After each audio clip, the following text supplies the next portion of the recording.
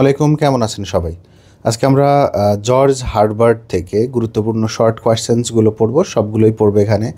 কিছু short question একটু বড় করে দিয়েছি, যেগুলো আবার ব্রড হিসেবেও আসার একটা সম্ভাবনা আছে। তাহলে আপনারা ব্রড হিসেবেও লিখতে পারবেন। আর ব্রড পড়া থাকলে, মানে বড় করে পড়া থাকলে, শর্ট তো এমনিতেই আশা করে লিখতে পারবেন। সংক্ষিপ্তভাবে লিখে দিলেই হয়ে যাবে। তো চলুন আমরা সরাসরি জর্জ হারবার্টের প্রশ্নগুলো পড়া শুরু করি। প্রথম প্রশ্নটি আমাদের ছিল, আচ্ছা আমি একটু নাম্বারিংটা বুঝিয়ে দিই। দেখুন, জর্জ হারবার্ট আমাদের সিলেবাসে 4 নম্বরে দেওয়া আছে, যে কারণে এই প্রশ্নগুলোকে আমি সাজিয়েছি 4.1 এসকিউ, মানে হচ্ছে চতুর্থ চ্যাপ্টারের প্রথম শর্ট কোয়েশ্চেন, 1 নম্বর শর্ট কোয়েশ্চেন। পরেরটা হচ্ছে 4.2 এসকিউ, এসকিউ মানে শর্ট কোয়েশ্চেন, অর্থাৎ 4.2 বলতে চতুর্থ চ্যাপ্টারের 2 নম্বর। এরকম আমরা এখানে 7টি শর্ট কোয়েশ্চেন দিয়েছি। তো চলুন আমরা সরাসরি প্রশ্ন উত্তরে চলে আসি। প্রথম প্রশ্নটি আমাদের, what is the significance of লার্কস flying? Lark হচ্ছে এক ধরনের পাখি, ভরত পাখি। এই পাখিটার উড়ার গুরুত্ব কী? আপওয়ার্ডস, উপরের দিকে। অর্থাৎ লার্ক পাখিটা যে উপরের দিকে উড়ে যাচ্ছে, এই উড়ার সিগনিফিক্যান্স বা গুরুত্বটা কী ছিল? In the poem Easter wings, star wings কবিতায়। ঠিক আছে, তো দেখি আমরা আনসারগুলো আমি বেশ সহজ করেই লেখার চেষ্টা করেছি। ইন স্টার উইংস কবিতায় George Herbert use লার্কস flying upward holds significant spiritual symbolism. আমাদের জর্জ হারবার্ট যে একটা পাখির উপর দিকে উড়ে যাওয়ার কথাটা বলেছেন, এর মধ্যে রয়েছে গুরুত্বপূর্ণ সিগনিফিক্যান্ট স্পিরিচুয়াল সিম্বলিজম, আধ্যাত্মিক কিছু সিম্বল মানে দেখাচ্ছে পাখির উড়ে যাওয়া বোঝাবে মানুষের মুক্তি, এরকম। আরও কী করে এটা? Reflecting the speaker's profound longing, speaker যে বহু বছর ধরে অপেক্ষা করছে ফর ট্রান্সেন্ডেন্স অ্যান্ড রিনিউয়াল, নতুন করে জন্ম নেওয়ার জন্যে, বা ট্রান্সেন্ডেন্স মানে হচ্ছে ছাড়িয়ে যাওয়ার জন্যে। ঠিক আছে, উনি যে অপেক্ষা করছে মুক্তি পাওয়ার জন্যে, সেটাকেই বোঝানো হয়েছে এই পাখিটার উড়ে যাওয়ার মাধ্যমে। লার্ক অর্থাৎ লার্ক পাখি, known for it's ability to ascend gracefully into the sky, এই পাখিটা আকাশে ধীরে ধীরে উড়ে যাওয়া, অ্যাসেন্ড মানে উপরের দিকে উড়ে যাওয়া, উন্নীত হওয়াটাকে রিপ্রেজেন্ট করে। বা এই পাখিটা বিখ্যাতই হচ্ছে উপরে সুন্দরভাবে উড়ে যাওয়া, স্মুথভাবে উড়ে যাওয়ার জন্য, যে কারণে এই পাখিটা become emblematic of a deeper yearning within the poem, যে কারণে এই পাখিটা এই কবিতার ক্ষেত্রে একটা ডিপার ইয়ার্নিং হয়েছে। ইয়ার্নিং মানে হচ্ছে আকুল, আবেদন, আকাঙ্ক্ষা, ইচ্ছা। আর এমব্লেমেটিক হচ্ছে সিম্বলিকভাবে একটা মানে গভীর আকর্ষণ বা গভীর একটা ইয়ার্নিং মানে হচ্ছে আবেদন করা, এরকমটা আমাদের কাছে মানে এই কবিতাটাকে প্রেজেন্ট করে। মানে এই পাখিটা উড়ে যাওয়ার যে একটা গুরুত্ব রয়েছে, সেটা দেখানোর মাধ্যমে, এই উড়ে যাওয়াটাকে প্রেজেন্ট করার মাধ্যমেই অন্য একটা সিম্বলিক্যাল মিনিং আমাদেরকে দেখানো হচ্ছে। দেয়ার আপওয়ার্ড ফ্লাইট এম্বডিজ, এই পাখিগুলোরই হচ্ছে উপরে উড়ে যাওয়ার যে ফ্লাইটটা, এটা আমাদেরকে এম্বডিমেন্ট করে the human desire to transcend earthly limitation. এটা হচ্ছে আমাদের মেইন আনসার, যে মানুষ যে পার্থিব জীবনে যে তার লিমিটেশন, সীমাবদ্ধতা, এটা ছেড়ে উপরে চলে আসা। স্বর্গে চলে গেলে কিন্তু আর কোনো সীমাবদ্ধতা থাকে না বেহেশতের মধ্যে। ঠিক আছে, and draw closer to the divine realm. এবং উপরে উড়ে যাওয়া বলতে বোঝানো হয় স্বর্গের দিকে, বা ডিভাইন মানে হচ্ছে বেহেশতের রাজ্যে, বেহেশতের দুনিয়াতে উড়ে যাওয়া বা উঠে যাওয়াকে বোঝানো হয়। ঠিক আছে, তো প্রথম মূলত হচ্ছে আমাদের এই যে পাখির উড়ে যাওয়াটা, এটুকুই মেইন আনসার। এর আগে পরে আমরা আনসার দিলেই হয়ে যাবে। তারপর আমরা একটু এটাকে বড় করে লিখেছি, কারণ এখানে এটাই মূলত এই পুরো কবিতার সামারি হিসেবেও দেওয়া যাবে, বলা যায় আর কি। Herbert employees the imagery of Lark soaring মানে উপরে উড়ে যাওয়া। এই ওয়ার্ডগুলো আমি দিয়েছি কারণ এটা ডাইরেক্ট কবিতায় এই ওয়ার্ডটাই দেওয়া আছে। তাহলে এই কবিতায় যে এই পাখিটাকে উড়ে যাওয়া দেখানো হচ্ছে আপওয়ার্ডস, উপরের দিকে, to convey sense of spiritual elevation, এটার মাধ্যমে বোঝানো হচ্ছে যে পাখিটা স্পিরিচুয়াল এলিভেশন মানে আধ্যাত্মিকভাবে উন্নতি হচ্ছে বা আধ্যাত্মিকভাবে উপরে উঠে যাচ্ছে। এলিভেশন মানেও উপরে উঠে যাওয়া, এলিভেট থেকে আসছে। অ্যান্ড লিবারেশন এবং স্বাধীনতা, উপরে উঠে যাওয়া, উড়ে যাওয়া, এটাকে স্বাধীনতা বলা হচ্ছে। Just as this bird ascend towards the heavens, যেভাবে এই পাখিটা আকাশের দিকে বা হেভেনের দিকে উড়ে যায়, উইথ জয়ফুল সংস, আনন্দের গান গেতে গেতে, the speaker too seeks to rise, আমাদের কবি নিজেও এই পাখির সাথে ওভাবেই আকাশে উড়ে যেতে চায়।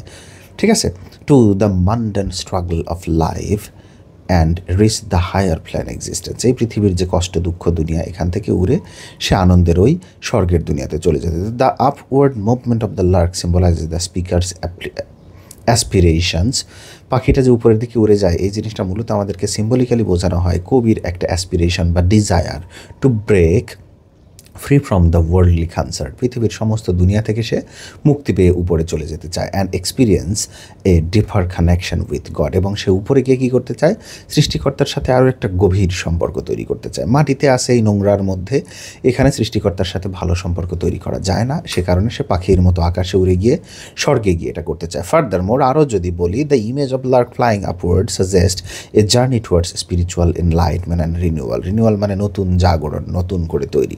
এই পাখিটার উড়ে যাওয়াটাকে আর কোন জিনিসকে রিপ্রেজেন্ট করে? একটা আধ্যাত্মিক এনলাইটমেন্ট, আধ্যাত্মিকভাবে ধার্মিকভাবে হচ্ছে আলোকিত হওয়া এবং নতুন করে বাঁচা। By aligning oneself with the upward trajectory the birds the speaker express a desire for transformation and growth.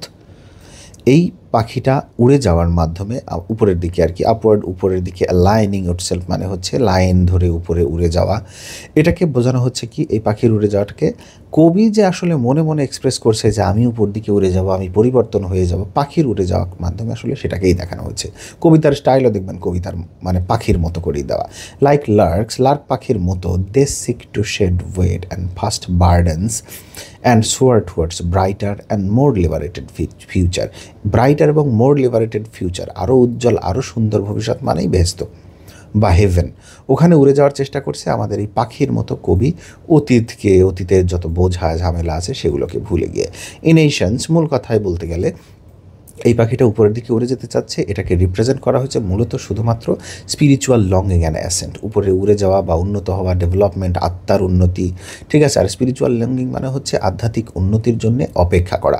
Through this imagery, এই সমস্ত ইমেজারির মাধ্যমে, পুরো কবিতাটাই কিন্তু একটা ইমেজারি, এই সমস্ত ইমেজারির মাধ্যমে Herbert captures the universal human earning, পৃথিবীর সমস্ত মানুষের যে একটা রিকোয়েস্ট আছে, ইয়ার্নিং মানে রিকোয়েস্ট, আবেদন আছে, আকুল আবেদন। সেটা কি আবেদন? For transcendence the quest for a deeper connection with the divine, স্বর্গের সাথে বা আধ্যাত্মিকতার সাথে যে একটা ছোঁয়া পাওয়ার মানুষের মধ্যে যে ইচ্ছা আছে, সেটাকেই মূলত এই পাখির উড়ে যাওয়ার মাধ্যমে বোঝানো হয়েছে। আমাদের পরের প্রশ্ন, what spiritual conflict does Herbert reveal in the poem the Collar? The Collar কবিতায় কোন ধরনের স্পিরিচুয়াল কনফ্লিক্ট মানে আধ্যাত্মিক কনফ্লিক্ট মানে দ্বন্দ্ব, ভালো কাজ করব নাকি করব না, নামাজ কালাম পড়বো নাকি পড়বো না, শয়তানি করব নাকি করব না, এই চিন্তাভাবনাকে বলা হয় স্পিরিচুয়াল কনফ্লিক্ট। দ্য কলার কবিতার মধ্যে এই ধরনের কোন ধরনের স্পিরিচুয়াল কনফ্লিক্ট আমরা পাই? আমরা সামারিতে যা পেয়েছি একদম সব লাইন বাই লাইন লিখে দিলেই হয়ে যাবে। তারপর আমরা এখানে আরেকবার একটু পড়বো। In the Collar George Herbert tells a story about a person. The Collar কবিতা একজন ব্যক্তির সম্পর্কে উনি গল্প পড়েছেন, যে মানুষটা who is a really upset, যে মানুষটা বিষণ্ণ হয়ে আছে, because they are struggling inside, কারণ ভেতরে তার কষ্ট হচ্ছে, স্ট্রাগল হচ্ছে। It's like they are having a battle within themselves, মনে হচ্ছে যেন নিজের সাথে নিজে লড়াই করছে, নিজের মনের সাথে। On one side they have their own desire and wants, তার মনের মধ্যে একদিকে আছে হচ্ছে কি তার আত্মা, তার কী বলে চাওয়া, তার ইচ্ছা, like things they really want to do, যে জিনিসটা সে মূলত চায়, যেমন ওই যে প্রেম করতে চাওয়া, বেশি বেশি খাওয়া, মানে ধর্ম না মেনে উল্টোপাল্টা করা। অন দ্য আদার সাইড, কিন্তু অন্যদিকে they feel like they have to do what their religions tell to do, এবং অন্যদিকে আরেকটা জিনিস রয়েছে সেটা হচ্ছে তার ধর্ম যেটা চায়। এক হচ্ছে মন যেটা চায় উল্টাপাল্টা করা, আর এটা হচ্ছে ধর্ম যেটা চাই, কোনটা করবে, এই দুটা জিনিস নিয়ে সে হচ্ছে স্ট্রাগল করছে, চিন্তা করছে। Like following certain rules and being obedient, ধর্মের বিষয়টা হচ্ছে ফলোয়িং কিছু রুল ফলো করা বা ঈশ্বরের প্রতি, সৃষ্টিকর্তার প্রতি অবেডিয়েন্ট হওয়া, মান্য করা। This inner struggle make them feel like they trapped and unhappy, এই যে ইনার স্ট্রাগল মানে কি, ভেতরে সে যে কনফ্লিক্টের মধ্যে ভুগছে, দ্বন্দ্বের মধ্যে ভুগছে, এর মাধ্যমে মনে হচ্ছে যেন সে একটা ফাঁদে পড়ে আছে, সে অসুখী, unhappy. They compare this feelings to wearing a heavy collar around the neck, তার কাছে মনে হচ্ছে যে এই অনুভূতিটা হচ্ছে আমি গলায় একটা ভারী নেক পরে আসি, কলার পরে আসি, যে কলারটা আমি দেখিয়েছিলাম যে মূলত পৃষ্ঠ হলে যে কলারটা পরে, কলারটা যদিও not heavy but it's responsibility is so heavy, which represent, যে কলারটা রিপ্রেজেন্ট করে all the rules and duties of the religion, ধর্মের সমস্ত রুলস এবং ডিউটিকে, যে কারণে এটাকে, এই কলারটাকে সে বাধা বা বোঝা মনে করছে।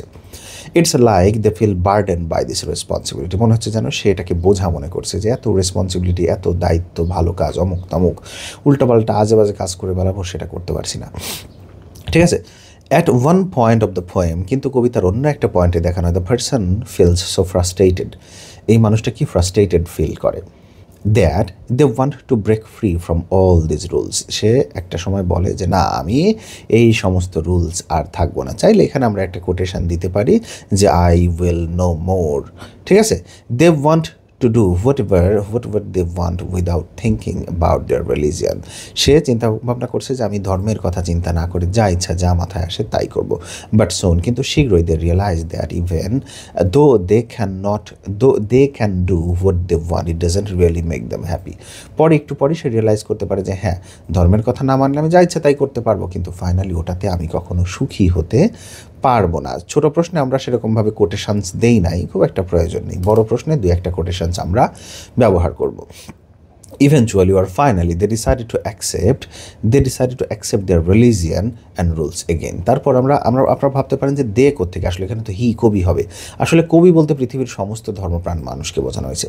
যাক, সেই মানুষগুলো ফাইনালি দেখা যায় কি করে, রিলিজিয়ান বা ধর্মের কথা আবার মেনে নেয়। And even though it's difficult for them, তাদের কাছে এই জিনিসটা কঠিন মনে হলেও আসলে ধর্মের যে রুলসগুলো সেটা কখনোই সহজ নয়। এই কঠিন জিনিসটাকে তখনই সহজ করে মেনে নেওয়া যায় যখন এই কঠিন জিনিসটার মধ্যে আপনার ভালোবাসা আসে। সেটাকেই আমাদের রাইটার এখানে দেখিয়েছেন যে সবার মনের মধ্যেই এই চিন্তাভাবনাগুলো আসে। They understand that following the religion gives them a sense of purpose and meaning.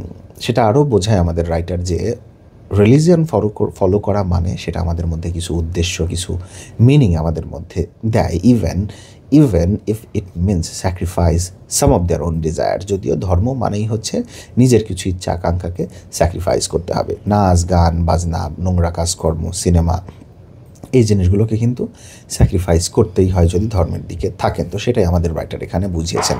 ঠিক আছে, overall Herbert shows how tough it can be to balance what we want.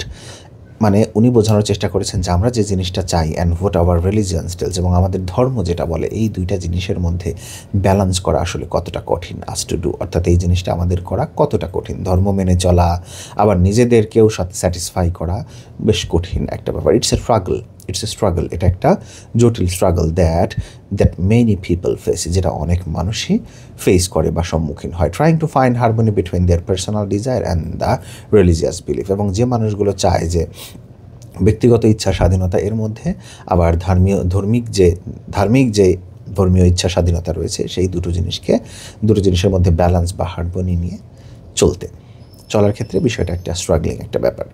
পরের কোয়েশ্চেন, আমাদের 3 নম্বর প্রশ্ন, how does Herbert deplore the loss of worldly life in the কলার।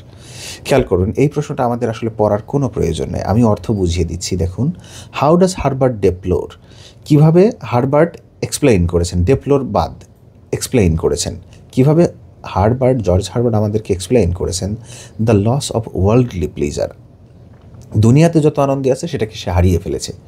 এই জিনিসটাকে কীভাবে উনি বুঝিয়েছেন দ্য কলার কবিতায়। তো দেখুন, দুনিয়ার যত আনন্দ দুঃখ মানে আনন্দ আছে সেগুলোকেও হারাইছে কীভাবে, কবিতার সামারিতে আমরা যা পড়েছি, আবার এইমাত্র যে প্রশ্নটা পড়লাম সেখান থেকেই কিন্তু আমরা পেয়ে যাব। ঠিক আছে, এই কারণে আমরা এটাকে শর্ট করে লিখেছি। In the Collar George Herbert poignantly express the speaker's lamentation. George Herbert এই কবিতার বক্তার ল্যামেন্টেশন বা অভিযোগ বা তার ল্যামেন্টেশন মানে হচ্ছে মূলত দুঃখ করে কান্না করা, এই কান্নাটাকে দেখিয়েছেন over the perceived loss of worldly pleasure. কিসের উপরে কান্না করেছেন, সে হচ্ছে আনন্দ, পৃথিবীর আনন্দকে মাটি করেছেন, সেটার জন্য কান্না করেছেন। অ্যান্ড ফ্রিডমস, এবং স্বাধীনতাকেও মাটি করেছেন, associated with the religious division, কারণ সে রিলিজিয়াসভাবে ধর্মের দিকে নিজেকে ডেভোটেড করেছেন। দেন দ্যাটস ওয়াই সে হচ্ছে পার্থিব যে আনন্দগুলো আছে, দুনিয়ার যে সুখ শান্তিগুলো আছে, সেটা থেকে সে নিজেকে বঞ্চিত করেছেন। দ্য স্পিকার মোর্নস, মোর্ন মানেও দুঃখ করে কান্না করা।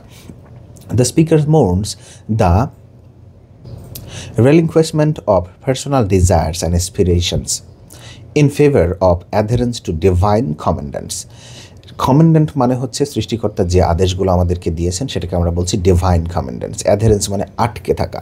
কবি ওই সমস্ত জিনিসের উপরে দুঃখ করেছেন, কান্না করেছেন, তার ব্যক্তিগত যে ইচ্ছা আকাঙ্ক্ষাগুলো আছে সেটা, আর অন্যদিকে হচ্ছে সৃষ্টিকর্তা আমাদের যে নির্দেশনা তথ্য দিয়েছেন, ডিউটি দিয়েছেন সেগুলো। They feel a profound sense of sadness. এখানে তারা দেখা যায় কি করে, স্পিকার অথবা হি ফিলস স্যাডনেস, দুঃখ ফিল করছে, and longing for the care free joy, মানে কোনো কিছু কেয়ার করি না এরকম আনন্দর যে একটা লাইফ, সেই লাইফটাকে সে মিস করছে, অফ আর্লি এক্সিস্টেন্ট, পৃথিবীতে যে আনন্দটা মানুষ করে, স্বর্গীয় আনন্দের কথা বাদ, earning for the freedom and pursue worldly pleasure without the constraint of religious obligation, obligation মানে দায়িত্ব, মানে ধর্মীয় দায়িত্ব বাদ দিয়ে সে যা ইচ্ছা তাই করবে। ঠিক আছে, এখানে আমরা চাইলে ওই বর্ণনাগুলো দিতে পারি যে কবি হচ্ছে রাস্তার মতো স্বাধীন হতে চায়, বাতাসের মতো খোলামেলা হতে চায়, গোলাঘরের মতো বড় হতে চায়, এগুলো আমরা চাইলেই দিতে পারি।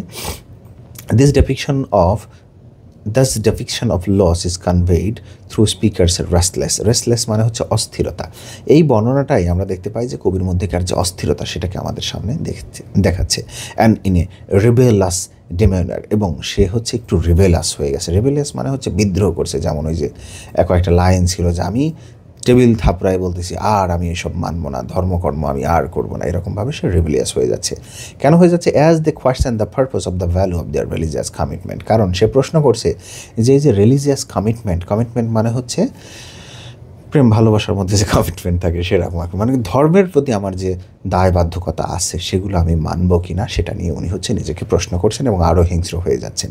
এবং উনি বলছে যে আমি ধর্মের সেই দায়িত্বগুলো পালন করতে যে পৃথিবীর সমস্ত আনন্দগুলোকে মিস করছি, মাটি করে দিচ্ছি। ইটস লাইক ফিলিং ট্র্যাপড, তার মনে হচ্ছে যেন আমি ফাঁদে পড়ে গেছি within the confines of religious duty, ধর্মের ডিউটিগুলো পালন করতে গিয়ে। এবং এখন সে কী করছে? He is longing for the liberation of personal autonomy, নিজের ব্যক্তি স্বাধীনতার জন্য সে এখন অপেক্ষা করছে। অটোনমি মানে হচ্ছে স্বৈরতন্ত্র, মানে একা একা যা ইচ্ছা তাই করা, অ্যান্ড সেলফ এক্সপ্রেশন, এবং সে নিজেকে এক্সপ্রেস করার জন্য একটা স্বাধীনতা চাচ্ছে। ঠিক আছে, তো এভাবেই আসলে দেখানো হয়েছে যে সে কীভাবে পৃথিবীর যে আনন্দ আছে সেখান থেকে সে বঞ্চিত হয়েছে। পরের কোয়েশ্চেন, 4 নম্বর প্রশ্ন, what argument does Herbert place to recover his worldly life?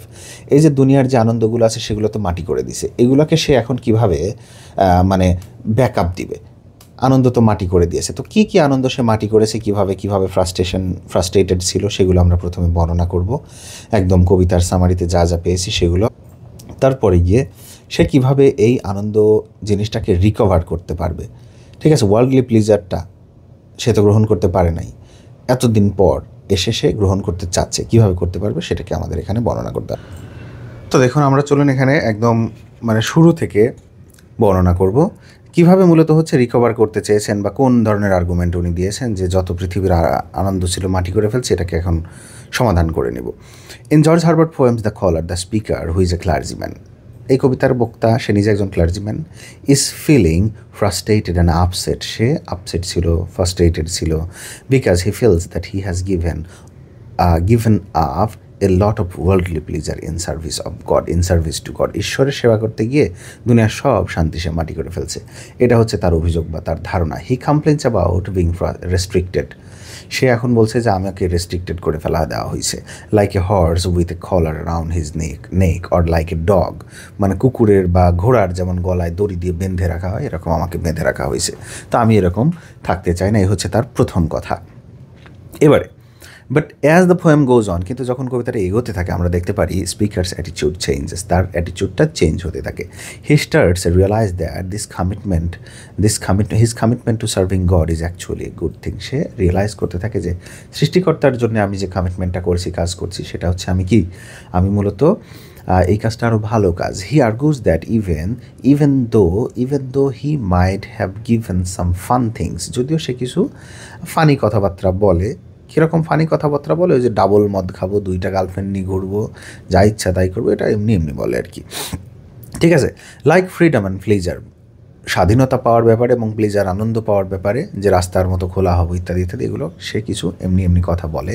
Serving God gives him something much better and return, কিন্তু সে অবশেষে গিয়ে বলে যে সৃষ্টিকর্তার প্রতি যে সেবা, যে আনুগত্য, সেটা পালন করায় সে সব থেকে বেশি আনন্দ পায়। The speaker argument is that serving God brings him a sense of purpose and fulfilment that worldly pleasure can not provide. ও বলছে যে দুনিয়ার আনন্দে বা দুনিয়ার কাজকর্মে মগ্ন থাকলে যে আনন্দটা পাই, সৃষ্টিকর্তার সেবায় নিয়োজিত থাকলে বা ধর্মের পথে থাকলে তার থেকে 1000 গুণ বেশি আনন্দ পাই। ঠিক আছে, he believes that God's love and guidance are worth than any other worldly pleasure, দুনিয়ার অন্যান্য যে কোনো পার্থিব আনন্দ থেকে সৃষ্টিকর্তার সেবা, সৃষ্টিকর্তার ভালোবাসা, গাইডেন্স, এটা আরও বেশি সুন্দর। And that serving God is right thing to do, এবং সৃষ্টিকর্তাকে সার্ভ করাই হচ্ছে সবচেয়ে সেরা কাজ একটা মানুষের ক্ষেত্রে। By the end of the poem, কবিতার একদম শেষে, speaker's frustration has turned into gratitude and joy. শেষ লাইনটাতে ও হচ্ছে আরও আনন্দ নিয়ে সৃষ্টিকর্তাকে কিছু কথা বলে, তার ফ্রাস্ট্রেশন এখান থেকে হতাশা দুঃখ চলে যায়। He feels the grateful to God's love and realise serving God is the best choice he could make. বলছে আমি জীবনে যা করতে পারি তার মধ্যে সবচেয়ে শ্রেষ্ঠ কাজটা হচ্ছে সার্ভিং গড, সৃষ্টিকর্তার সেবা। And even it means giving up some worldly pleasure, যদিও তার ফলে কিছু ওয়ার্ল্ডলি প্লেজার ছেড়ে দেওয়া লাগে তারপরেও। Question number 5. Enlighten the religious aspect of the complete submission to God in the poem The Collar. একই টাইপেরই কোয়েশ্চেন, একই টাইপের সামারি দিয়ে আমাদেরকে লিখতে হবে। জাস্ট আমি অর্থটি আগে একটু বুঝিয়ে দিব। এনলাইটেন দ্য রিলিজিয়াস অ্যাসপেক্ট, অর্থাৎ ধর্মীয় যে দিকগুলো আছে সেগুলোকে বর্ণনা করুন। এনলাইটেনের অনেক অর্থ আছে, আলোকিত করা, দরকার নেই। এখানে আমরা ধরে নিচ্ছি যে বর্ণনা করতে বলছে। কি বর্ণনা করতে বলছে? ধর্মীয় দৃষ্টিভঙ্গি বা দিকগুলো of complete submission to god, সৃষ্টিকর্তার প্রতি নিজেকে সম্পূর্ণ সোপর্দ করা। একজন বান্দা আল্লাহ তাআলার প্রতি যেমন সম্পূর্ণভাবে নিজেকে নিয়োজিত করে, সেটাকে বলা হয় কমপ্লিট সাবমিশন টু গড। এটা দেখানো হচ্ছে এই কবিতায় ইন দ্য পোয়েম দ্য কলার। সেটাকে আমাদের কি করতে বলছে? প্রশ্ন বলছে, আপনি এনলাইট করেন বা ব্যাখ্যা করেন। ঠিক আছে, তো এই কবিতায় আমরা একদম শুরু থেকে শেষ পর্যন্ত যা পাই মূলত পুরোর সামারি লিখে দিলেই এটা হয়ে যাবে। তারপর আমরা একটু সংক্ষেপে পড়ব।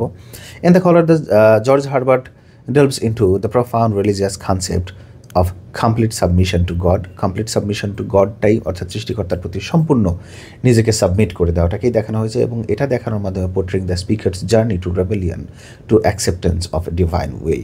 সে স্বর্গীয় যে ইচ্ছাগুলো আছে সেই ইচ্ছাগুলো বা সৃষ্টিকর্তার যে ইচ্ছাগুলো আছে সেগুলোকে মেনে নিয়েছে। আল্লাহর ইচ্ছাটাকেই, গডের ইচ্ছাটাকেই সে নিজের ইচ্ছা বলে মেনে নিয়েছে, এটাকে দেখানো হয়েছে। At the beginning of the poem the speaker expresses frustration, মানে শুরুর দিকে সে হচ্ছে খুবই দুঃখ পায়, আমি পৃথিবীর কাজকর্ম করতে পারছি না, আনন্দ করতে পারছি না, যা ইচ্ছা তাই করতে পারছি না, সৃষ্টিকর্তা আমাকে বেঁধে রেখেছে। সে সৃষ্টিকর্তাকে প্রশ্ন করে যে এই সমস্ত কাজ করা, ভালো কাজ করার মানে কি, তাতে আমার লাভ কি?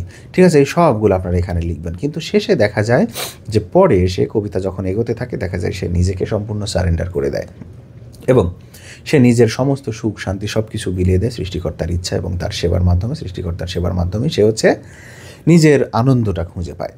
ঠিক আছে, তাহলে আমাদের প্রশ্ন কী ছিল? কীভাবে কমপ্লিটভাবে সাবমিশন করতে হয়। এখানে কমপ্লিটভাবে সাবমিশন করতে হয় সেটা আমরা মূল যে কথাটা একটু বলে রাখি, যে নিজের ইচ্ছা আকাঙ্ক্ষা আনন্দটাকে বাদ দিয়ে সৃষ্টিকর্তা তার ধর্মর মাধ্যমে, সৃষ্টিকর্তার মাধ্যমে যে কাজকর্ম, ডিউটি, দায়িত্ব আমাদেরকে দিয়েছেন, সৃষ্টিকর্তার হাত ধরে সেই কাজগুলো করাকে মূলত বলা হয় the complete submission of a person, একজন মানুষের সম্পূর্ণ সাবমিশন। এবং সেই জিনিসটাকেই এই কবিতায় দেখানো হয়েছে, যদিও মাঝে কিছু কনফ্লিক্টের কথা বলা হয়েছিল। ঠিক আছে, এভাবে দিয়ে আপনারা শেষে গিয়ে কবিতার শেষটা কিভাবে হলো, শুরুটা কিভাবে হলো, পুরো গল্পটা এভাবে সামারির মতো করে দিতে পারেন। তো আমাদের কোয়েশ্চেন রয়েছে আর 3টি, হ্যাঁ আমাদের আর 3টি প্রশ্ন রয়েছে। তো চলুন আমরা পরের প্রশ্নটি পড়ে ফেলি। এই প্রশ্নটা একটু বেশি গুরুত্বপূর্ণ এবং একটু হার্ড ছিল গাইডে, এটাকে আমি সহজ করে দিয়েছি। Write a note on Herbert's use of metaphysical concept. আপনারা জন ডানের যে মেটাফিজিক্যাল কনসেপ্ট পড়েছেন, মেটাফিজিক্যাল কনসেপ্ট মানে কি? এক জিনিসের সাথে অন্য জিনিসের তুলনা, এই তুলনাটাকেই বলা হচ্ছে কনসেপ্ট। তাহলে জর্জ হারবার্ট তার এই 2টা কবিতায় কী কী ধরনের কনসেপ্ট ব্যবহার করেছেন? ঠিক আছে, আমি ব্রড কোয়েশ্চেনের ক্ষেত্রে 2টা কবিতা না দিয়ে 3টা দিয়েছি অনেক সময়, শর্টে 3টা দরকার নেই, 2টাই যথেষ্ট। জর্জ হারবার্ট একটু বানান ভুল হয়েছে, জি ডাবল প্রেস লেগে গেছে। যাক, George Herbert's poetry is known for its rich use of metaphysical concept. যেহেতু সেও একজন মেটাফিজিক্যাল কবি, তার কবিতায় মেটাফিজিক্যাল কনসেপ্ট তো থাকবেই, এটার জন্যই তার কবিতা বিখ্যাত। Which are elaborate and imaginative comparison. Concept মানে হচ্ছে বড় ধরনের, এলাবোরেট একটা কাল্পনিক comparison that help convey complex ideas in his work. তার লেখালেখি, ওয়ার্ক মানে লেখালেখি, কবিতা, তার লেখালেখির মধ্যে যে জটিল আইডিয়াগুলো সেটা আমাদেরকে প্রেজেন্ট করছে কবিতার মাধ্যমে। In his poem the collar and star wings Herbert employ this metaphysical concept. তার কবিতায় মেটাফিজিক্যাল কনসেপ্ট ব্যবহার করেছে এই 2টা কবিতায় অনেকগুলো। কী কী ধরনের metaphysical concept? Such as spiritual conflict, আধ্যাত্মিক যে মানুষের মনের ভেতরকার যে দ্বন্দ্ব, রিনিউয়াল, নতুন করে কীভাবে বাঁচতে হয়, ট্রান্সেন্ডেন্স, কীভাবে পৃথিবীর এই আনন্দ সুখ বা পৃথিবীর সময়টাকে ছাড়িয়ে স্বর্গের দিকে যাত্রা করা যায়, এই ধরনের বিষয়গুলো উনি দেখিয়েছেন। In the Collard, Herbert used a concept where he compares his soul to a restless child. কলার কবিতায় হচ্ছে নিজের আত্মাকে সে তুলনা করেছে একটা অস্থির মানুষ হিসেবে, অস্থির বাচ্চা হিসেবে। চাইল্ড কেন বলছি দেখবেন লাস্টের দিকে গিয়ে তাকে ঈশ্বর ডাকে চাইল্ড, হে বৎস এটা বলে। তাহলে সে নিজেকে তুলনা করেছে একটা অস্থির শিশুর সাথে, যে শিশুটা সৃষ্টিকর্তার আদেশ, বাবা মায়ের আদেশ যেমন বাচ্চারা মানতে চায় না, সেরকম সে নিজেকে বলছে আমি এমন একটা মানুষ যে সৃষ্টিকর্তার আদেশ মানতে চায় না। এরকম একটা আত্মার সাথে এই বাচ্চাটাকে তুলনা করা হয়েছে।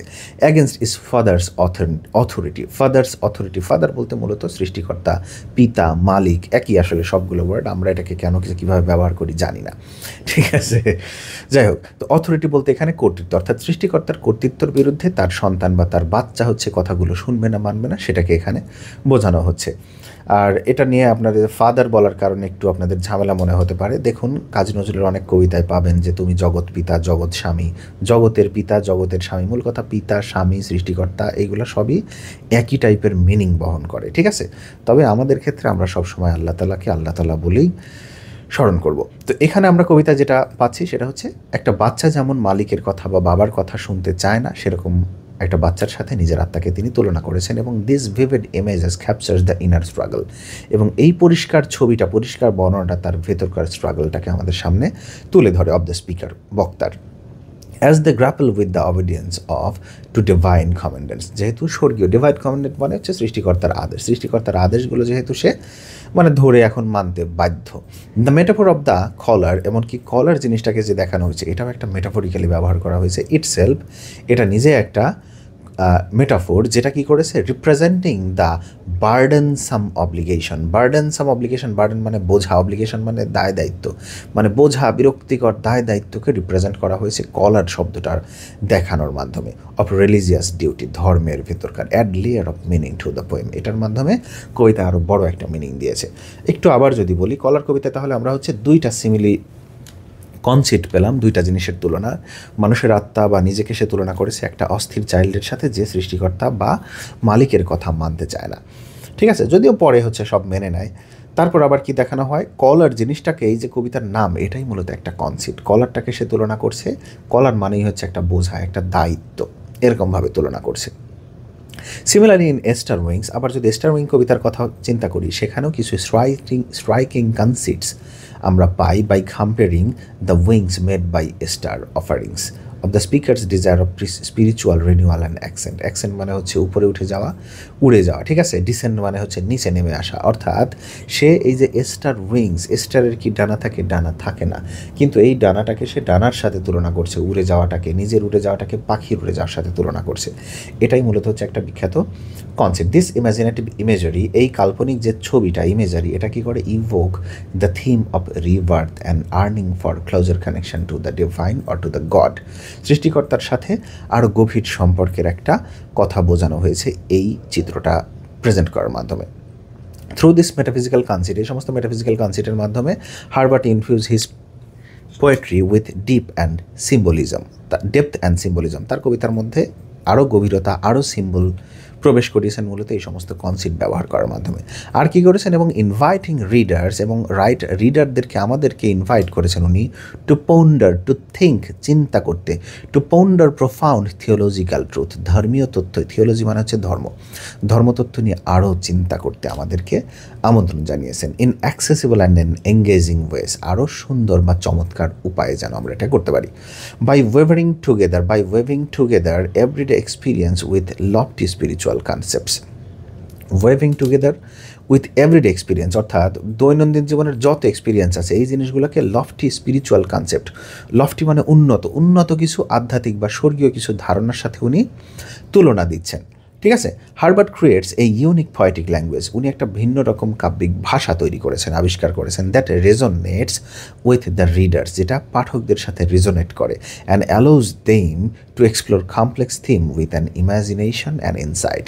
একটা আলাদা কল্পনা, আলাদা দৃষ্টিভঙ্গির মাধ্যমে সৃষ্টিকর্তার সাথে একটা ভিন্ন রকম সম্পর্ক তৈরি করা দেখানো হয়েছে মূলত এই কবিতায়। তো এই ছিল হচ্ছে আমাদের আজকের মানে এই প্রশ্নটা, যে কী কী মেটাফিজিক্যাল কনসেপ্ট এখানে ব্যবহার করা হচ্ছে। একটু সংক্ষেপে বলবো, দ্য কলার কবিতায় আমরা পাই হচ্ছে সে নিজেকে তুলনা করছে একটা ভিন্ন রকম অস্থির রেস্টলেস মানুষের সাথে।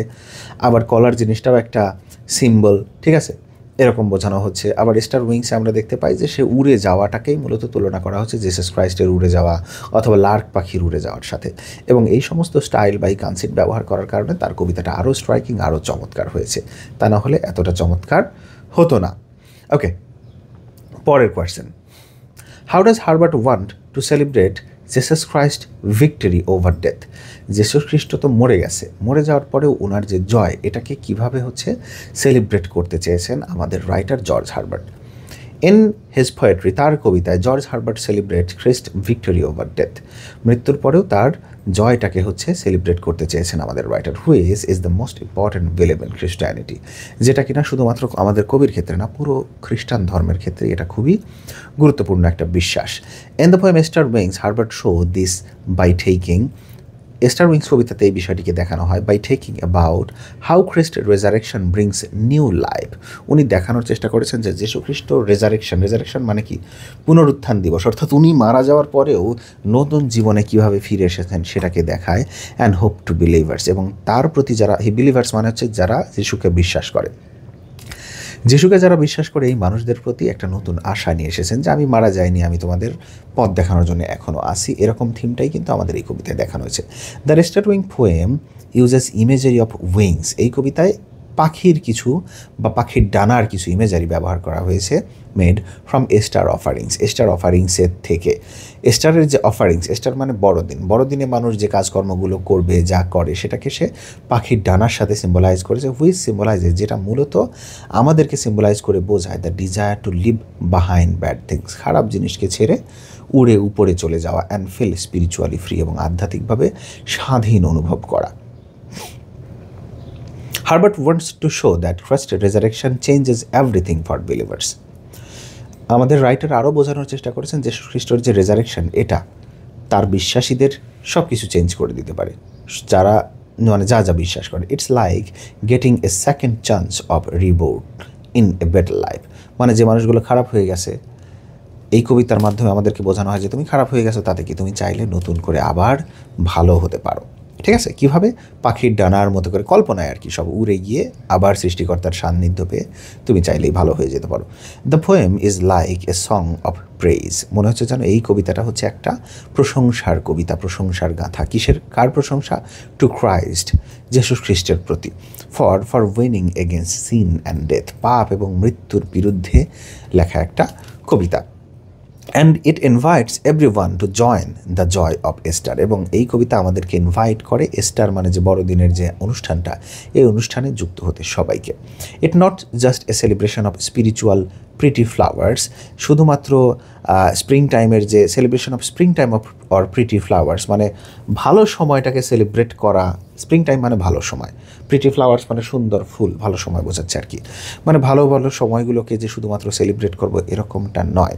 স্টার সেলিব্রেশন মানেই বড়দিনে আমরা অনেক অনেক খাবো দাবো, আনন্দ করবো, এরকমটা নয়। But it's a celebration of hope, বরং এটা মানুষের আশা, স্বপ্নের একটা celebration, that comes from believing in Christ victory over death. যদি একটা মানুষ বিশ্বাস করে হ্যাঁ যীশু খ্রিস্ট মরে গেছে, কিন্তু মরে যে সে জিতে গেছে, সে ধ্বংস হয়ে যায়নি, শেষ হয়ে যায়নি, তাহলে তাকে বিশ্বাস করে তার উপর আশা রেখে মানুষ যে একটা নতুনভাবে মানে বেঁচে থাকার বা নতুনভাবে ধর্মের উপর বিশ্বাসের একটা আশা পায়, সেটাকে বোঝানো হচ্ছে এই কবিতাটির মাধ্যমে। ঠিক আছে, তো এই হচ্ছে আমাদের এই প্রশ্নটিও, সবগুলো আমি ডেসক্রিপশনে লিখে দিব। আমাদের লাস্ট প্রশ্ন, why and for what purpose does Herbert wishes to fly in the poem Easter wings? Star wings কবিতায় উনি কেন এবং কীভাবে কোথায় উড়ে যেতে চায়? সহজ প্রশ্ন এটা। In Easter wings George Herbert usually uses the imagery of flight. Flight মানে এখানে উড্ডয়ন, উড়ে যাওয়ার একটা ইমেজারি উনি এখানে ব্যবহার করেছেন।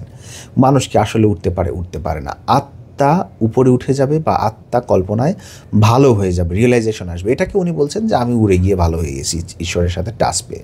আসলে সব কিছু তো হয় কল্পনায়। ঠিক আছে, তাহলে এটা একটা ইমেজারি যেটা ব্যবহার করা হয়েছে, বা একটা metaphor, as a metaphor for spiritual ascend and renewal. আধ্যাত্মিকভাবে মানুষের উন্নয়ন, আধ্যাত্মিকভাবে মানুষের নবজাগরণ, নতুন জন্মকে বোঝানো হচ্ছে। আসলে একটা মানুষ খারাপ ছিল, সে হঠাৎ স্বপ্নে বা কল্পনায় সৃষ্টিকর্তার কথা ভেবে ভেবে ভালো হয়ে গেল। এটাকেই বলা হচ্ছে যে আমি উড়ে আসমানে চলে গেছিলাম, আসমান থেকে ভালো মানুষ হয়ে ফিরে এসেছি। The poem in this poem's speaker, এই কবিতার বক্তা, expresses a deep longing to soar. একটা গভীর অপেক্ষার কথা বলেছে। টু সোয়ার মানে টু ফ্লাইট, উড়ে যাওয়ার কথা বলেছেন। অ্যাবাভ দ্য আর্থলি কনসার্নস, পার্থিব নোংরা জীবন থেকে দূরে চলে যেতে চেয়েছেন। কনসার্ন মানে চিন্তাভাবনা। An experience A sense of divine elevation, এবং উনি এক্সপিরিয়েন্স বা অভিজ্ঞতা পেতে চায় স্বর্গীয় একটা ছোঁয়ার, স্বর্গীয়ভাবে উড়ে যেতে চায়। ফ্লাইট বা উড্ডয়ন, এই উড়ে যাওয়াটা সিম্বলাইজেস ফ্রিডম। উড়ে যাওয়াটাকে মূলত সিম্বলাইজ করা হচ্ছে কী হিসেবে? মূলত স্বাধীনতা হিসেবে।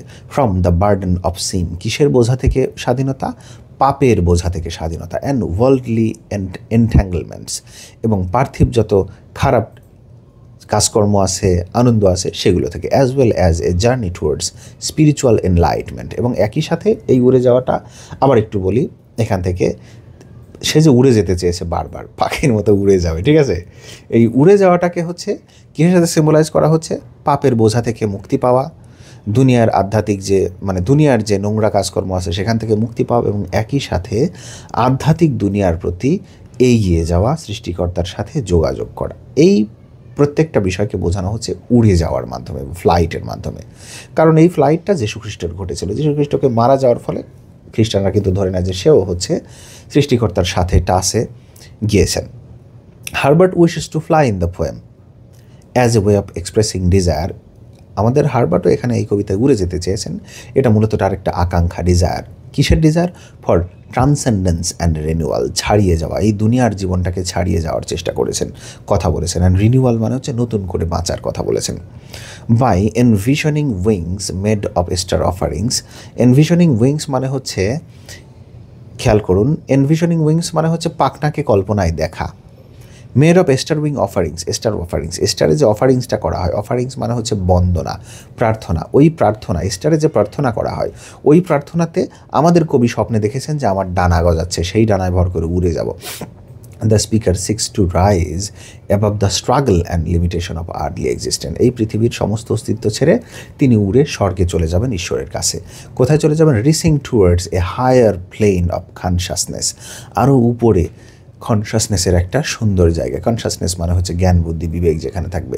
অ্যান্ড ডিভাইন কমিউনিয়ন, এবং ওখানে একটা স্বর্গীয় কমিউনিয়ন আছে, সেখানে উনি যাবে। এবং এই ফ্লাইটটা আবার রিপ্রেজেন্ট করে কি? লঙ্গিং ফর স্বাধীনতা, liberation from the constraint of a morality and yearning for union with the divine. Divine মানে এই গড, স্বর্গের সাথে কানেকশান, স্বর্গের সাথে বা সৃষ্টিকর্তার সাথে কানেকশান, খারাপ জিনিসের থেকে বঞ্চিত হওয়া, এই বিষয়গুলোকে বোঝানো হচ্ছে এই উড়ে যাওয়ার মাধ্যমে, ঠিক আছে? তাহলে কেন উনি উড়ে যেতে চায়? আমাদের last point, the purpose of this flight in Easter Wings is twofold. দুইটা উদ্দেশ্য আছে এই উড়ে যাওয়ার। ফার্স্ট, প্রথমটা, it serves a symbol of spiritual aspiration and renewal. আধ্যাত্মিকভাবে মানুষের ভালো হওয়াটাকে রিপ্রেজেন্ট করা হচ্ছে এই উড়ে যাওয়ার মাধ্যমে। আর দ্বিতীয়টা কি? সেকেন্ডলি, আধ্যাত্মিকভাবে এটার সাথে হচ্ছে ঈশ্বরের সাথে কানেকশন, ঈশ্বরের সাথে দেখা সাক্ষাৎ, কথা বলা। দ্বিতীয়টা, secondly, flight embodies the theme of a resurrection and new life associating with the Easter. এবং এই উড়ে যাওয়াটা দ্বিতীয় যে সিম্বলিজমটা রিপ্রেজেন্ট করে সেটা হচ্ছে রেজারেকশন বা পুনরুত্থান বা মুক্তি পাওয়া, symbolising the promises of redemption and hope of the eternal life. অনন্ত জীবন, আমাদের যে পরকালের যে জীবন, অনন্ত জীবনে যে অনন্ত আনন্দ রয়েছে, সেই জিনিসটাকে সে হাতে পাবে, কাছে পাবে, এটাকেও বোঝাচ্ছে উড়ে যাওয়ার মাধ্যমে, ঠিক আছে? Through the metaphor of flight, এই ফ্লাইট বা উড়ে যাওয়ার এই মেটাফোরটার মাধ্যমে Herbert invites reader two contemplate the transformative power of faith. উনি পাঠকদেরকে বুঝিয়েছেন বিশ্বাসের যে কত বড় ক্ষমতা আছে, বিশ্বাসের মাধ্যমেই আমরা চাইলে স্বর্গে উড়ে চলে যেতে পারি। And the possibility of spiritual rebirth and transformation, এবং একটা সম্ভাবনাকে উনি দেখেছেন যে আধ্যাত্মিকভাবে বা ধর্মীয়ভাবে আমরা কীভাবে পরিবর্তন হতে পারি। ইন সামারি, বা অবশেষে যে কথাটা বলতে চাই, আমরা যতক্ষণ যা বললাম পুরোটাকে সামারি করে দিলেই হবে। Herbert wishes to fly in the star wings. Star wing কবিতায় উনি উড়ে যেতে চেয়েছেন। এটা মূলত কনভে করেছেন আমাদের একটা অপেক্ষা, রাইটারের একটা অপেক্ষাকে, সে একটা স্পিরিচুয়াল এলিভেশন বা আধ্যাত্মিকভাবে উড়ে যাওয়া বা আধ্যাত্মিক একটা স্বাধীনতা, ফ্রিডম সে চায়। অ্যাজ ওয়েল অ্যাজ একই সাথে আরও কী চায়? আরও চাই হচ্ছে রেজারেকশন অফ রিডিমশন, এবং আরও সে চায় মুক্তি বা স্বাধীনতা। Flight serves as a powerful metaphor of speaker's journey towards the union of the divine God. সৃষ্টিকর্তার সাথে যে একটা মিলন, এই মিলনটাকেই মূলত হচ্ছে উনি উড়ে যাওয়ার মাধ্যমে রিপ্রেজেন্ট করেছেন এবং আমাদেরকে ইনভাইট করেছেন যে পাঠকরাও যেন এই কাজটা করতে পারে, কল্পনায় বা মনের মধ্য থেকে তারা নিজেরা ভালো হয়ে যেতে পারে, নতুন একটা জীবন যিশুর মতো পেতে পারে। তো এই ছিল হচ্ছে আমাদের আজকের প্রশ্ন উত্তর। সময় থাকলে আপনারা এই ভিডিওগুলো একাধিকবার দেখার চেষ্টা করবেন। ভালো থাকবেন সবাই, আল্লাহ হাফিজ।